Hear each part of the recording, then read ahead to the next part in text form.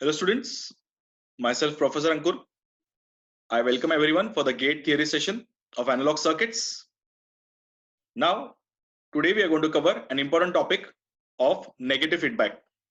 This is the second session of negative feedback.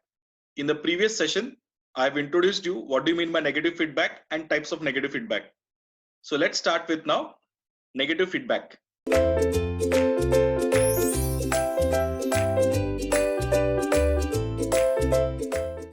So in the previous session, we have discussed the four types of feedback: voltage series feedback, voltage shunt feedback, current series feedback, and current shunt feedback.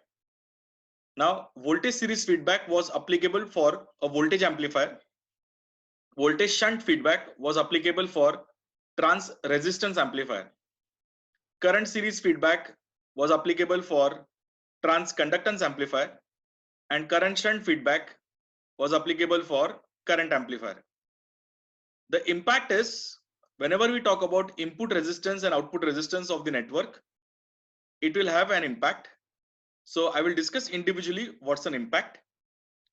For voltage series feedback type, the input resistance will increase by the factor 1 plus AV beta, and the output resistance will decrease by the factor 1 plus AV beta.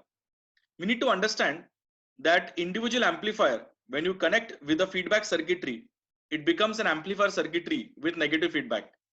So original amplifier always has its own input resistance defined as Ri and output resistance defined as Ro. So what happens to the resistance of the amplifier on giving feedback to it, that is what we are trying to understand. So now when you talk about voltage shunt feedback, the input resistance and output resistance will decrease by a factor 1 plus Rm beta. For current series feedback circuitry, the input resistance and output resistance will increase by the factor 1 plus Gm beta. And for current shunt feedback circuitry, the input resistance will decrease and output resistance will increase by the factor 1 plus Ai beta. So that is the entire logic of understanding with respect to the input resistance and output resistance of the amplifier. All four circuits definitely have a reduction in the gain, and overall if you see, everyone will have improvement in the stability. So as I've discussed regarding impact on gain, input resistance and output resistance, apart from that, we can also consider various other parameters like harmonic distortion, noise, voltage gain, and many more points. Now the main point is regarding the lower point I want to discuss. So at the lower section, you can see four terminologies. So the four terminologies, every terminology will have a meaning. Let's take the first terminology. It is mentioning voltage mixing, voltage sampling, defined as series shunt topology. So if you recollect carefully the voltage series feedback type, you are picking output voltage. So whenever you pick up output voltage, you are sampling the voltage with the concept of shunt network. And the feedback produced is a VF signal. That VF signal is in series with the supply voltage. That is definitely series opposition, because we are going for negative feedback, implies it is series mixing. And that's the reason a voltage series feedback circuitry can also be defined as series shunt topology. The last term shunt stands for the way in which you are picking up the output parameter, and series basically stands for the way in which you are mixing with the input parameter. Next, current mixing, current sampling.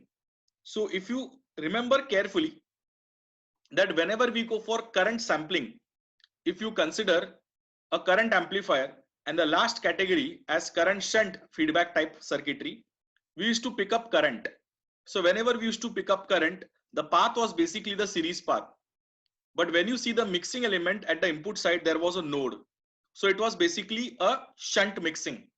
So that's the reason the current mixing, current sampling category will be defined as shunt series topology. On similar lines, we have series topology for voltage mixing, current sampling, and shunt topology for current mixing and voltage sampling. So here are just few examples. There are four categories of circuitry considered. So if you see the left hand side circuitry carefully, The input is coming from a voltage source Vs followed by a resistance Rs.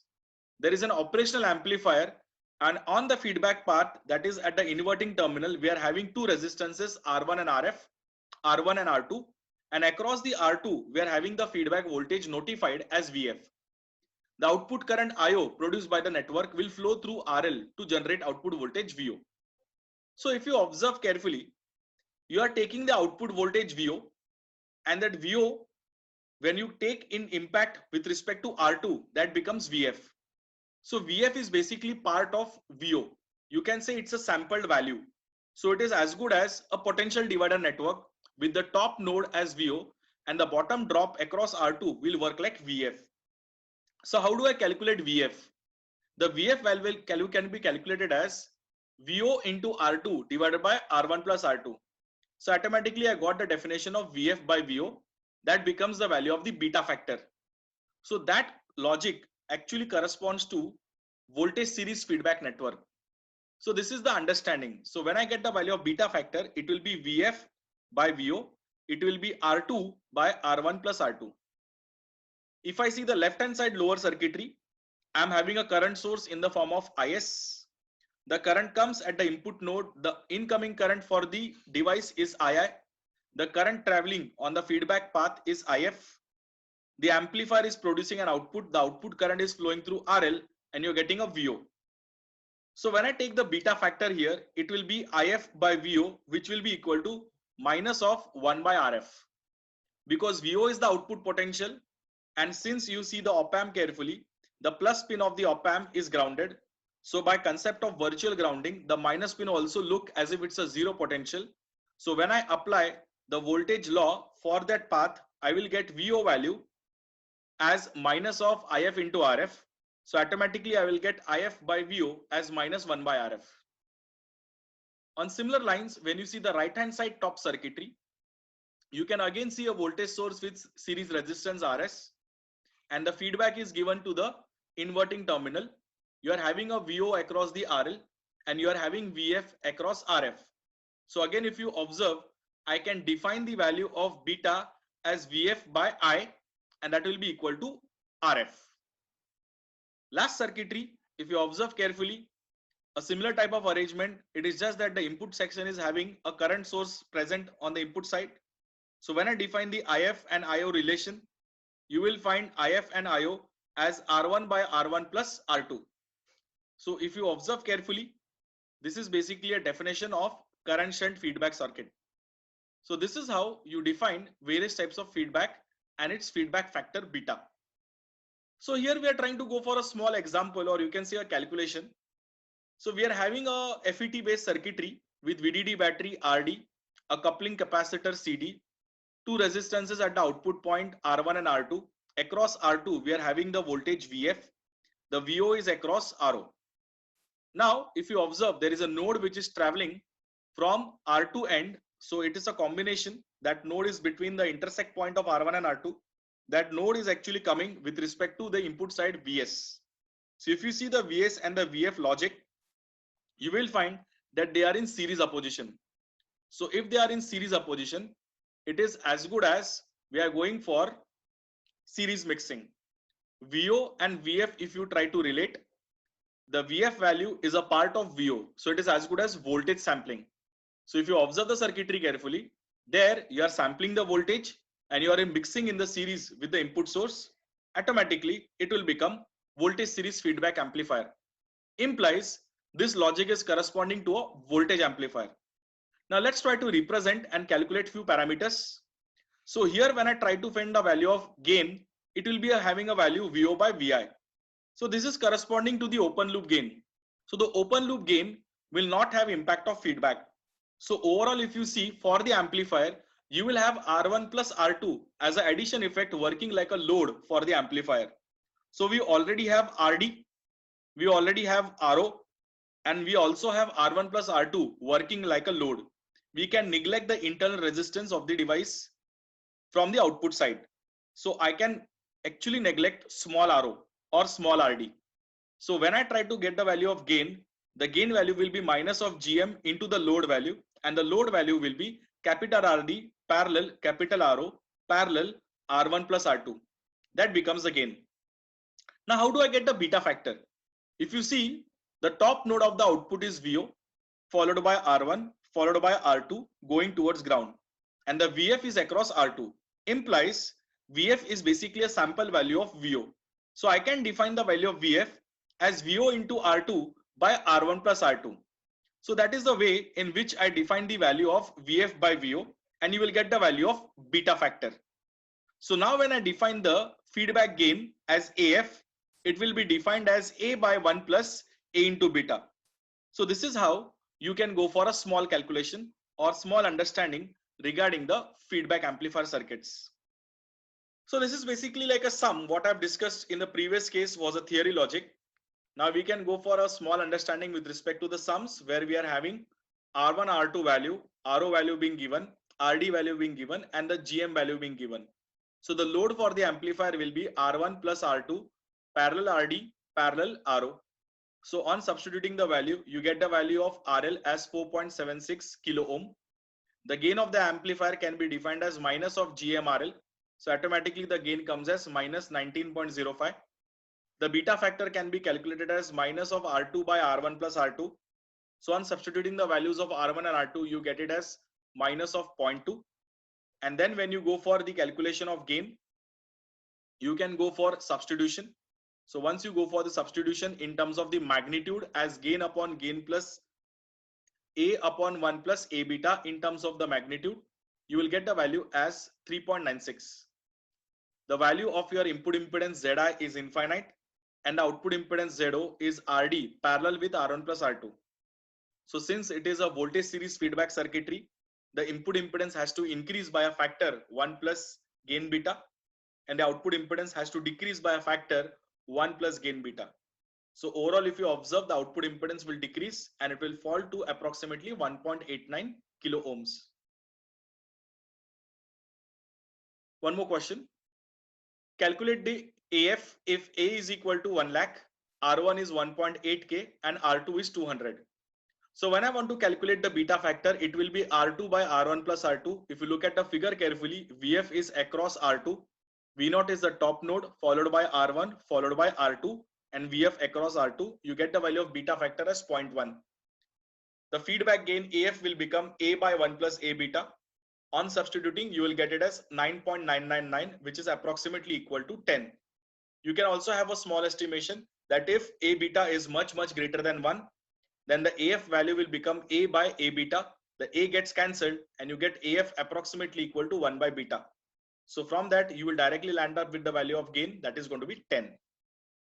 Now here it is again a type of example where normally if we are given a circuitry, we try to figure out that it is a which type of feedback. So if you observe carefully, there are two transistors defined as Q1 and Q2. Every transistor is having its own independent load divided by RL1 and RL2 connected to the drain end. And if you observe the second transistor Q2, the source end is having a resistance R1. There is a link which is connecting R2 from the end of R1 to the input end of the first transistor. And the input side is a current source defined as IS, followed by a resistance in parallel defined as RS. So if your observation is very sharp, I can see a node on the input side where the current IF is being moving down. So definitely it is shunt type of mixing. And whenever you are actually going for output side, if you observe, the IO current is getting sampled out. So it is basically picking up the current from the output end.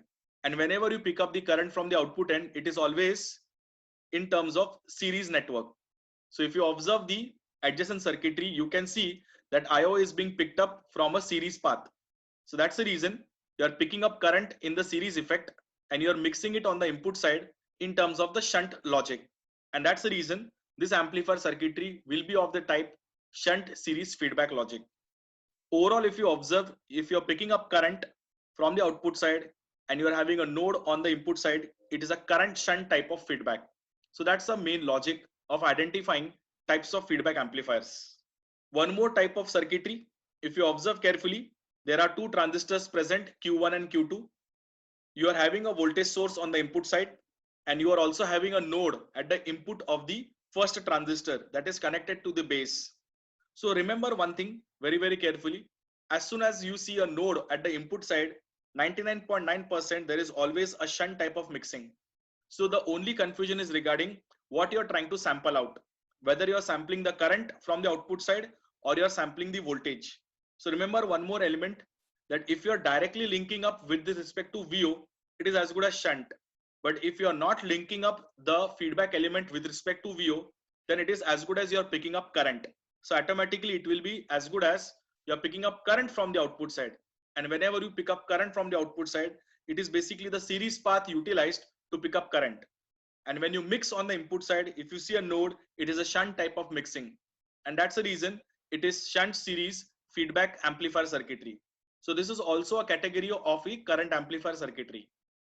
So this is how you identify the feedback, and then you can classify it according to the type.